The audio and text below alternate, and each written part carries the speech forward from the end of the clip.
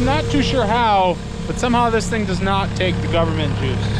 Maybe it falls under the horsepower limit for it. I'm not sure how much horsepower this thing has. It's an E85 little mini excavator. Slickest tool to have on a farm, I tell you what. I don't know where we'd be without this thing. And their big one now. That big excavator is awesome as well. I have forgot that fuel cap once upon a time. Luckily I found it again. It took like 6 hours of searching, but we got her. Well, I found another big rock I can't get. Right there. I mean, it doesn't even move when I try. Yeah, I think we're gonna need the big excavator for this one. I'm gonna leave it. I'm gonna get back to work. My goodness, do we have rock. We live in rock country, that's for sure. What I'm doing here is I got the mini excavator.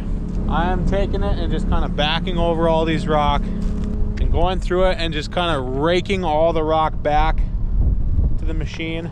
Like now I got a decent sized pile here.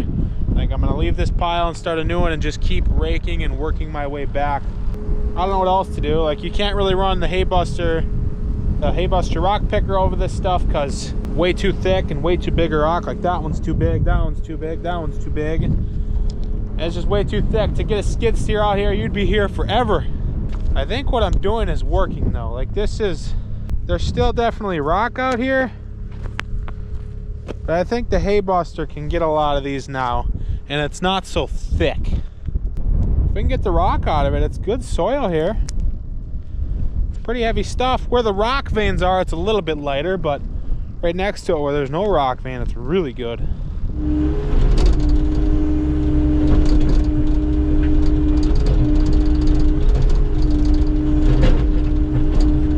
Well, it's time. We got to go on the roof and get that all flex sealed up. And nobody in our family likes heights. Everybody is scared of them. So I told them all it's not that bad. It's a little freaky going up though, not gonna lie.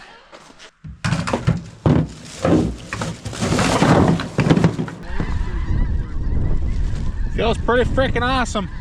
Well, we got me up here. The lift can only lift so many people at a time. Hopefully the lift doesn't die and then I like get stuck up here or something. Do you like heights, Brandon? Oh, I hate heights.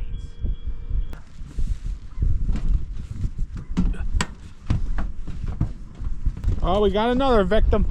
Go get me another one. Cameron, are you scared yet? Not yet.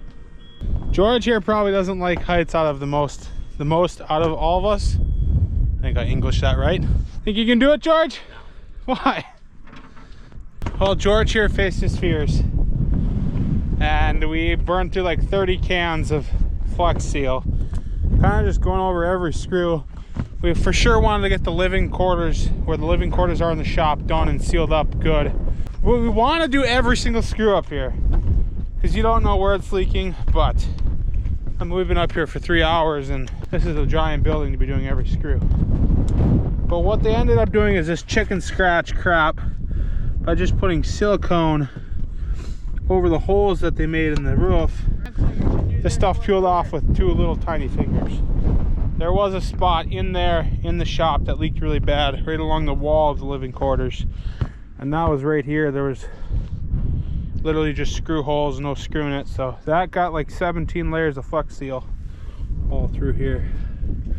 Now Flex Seal seems like some pretty good stuff. Goodbye. Bye. It's just you and me now, Brandon. Sweet, I'm gonna take a nap. Oh, I'm on here. Oh. We got everything right? Yep, I got my camera this time. Yesterday I forgot it. We burned through a few cans. We wanted to stop midday. Oh boy, that's bumpy.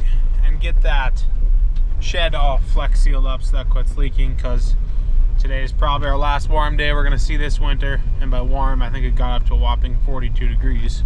So we quit on the rock right at lunch and went and worked on that for a while. What I was doing here, I think, was kind of working.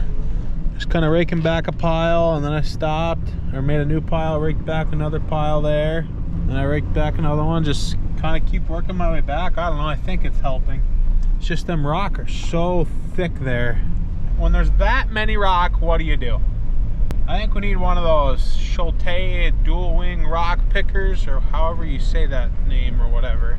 Or one of those Scorpio dual wing ones. I think that's how you call them. Maybe not, but that's what we need. There used to be a giant rock pile here from cleaning up the land over here and the first pass of where I was working.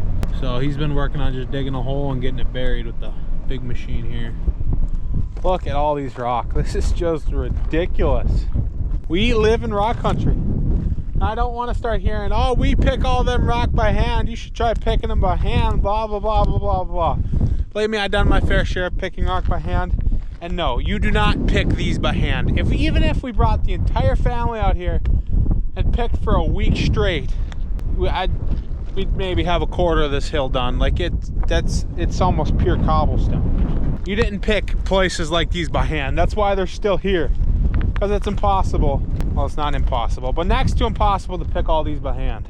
Even with the equipment we have nowadays, it still is a struggle. But we'll eventually get this all cleaned up.